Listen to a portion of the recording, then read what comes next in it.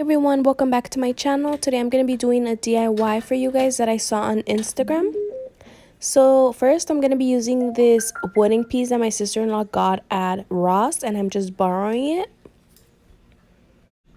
I'm also going to be using this beautiful candle holder that I got at the 99-cent store, and they originally sell it at Walmart.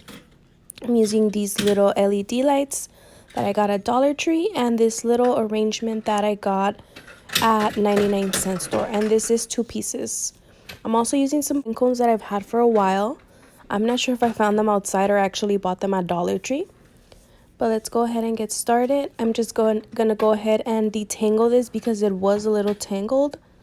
And then what I'm gonna do is I'm gonna wrap this around the inside so that I have space in the middle and nothing just gets stuck. I'm using some hot glue to put this together so it just stays nicer, but you can always just leave it as is and throw it in there and just fix it after. And you do need batteries for this, which I applied already, and this is how it looks turned on.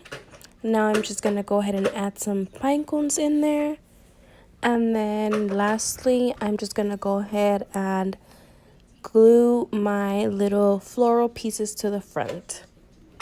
I hope you guys enjoyed this little DIY.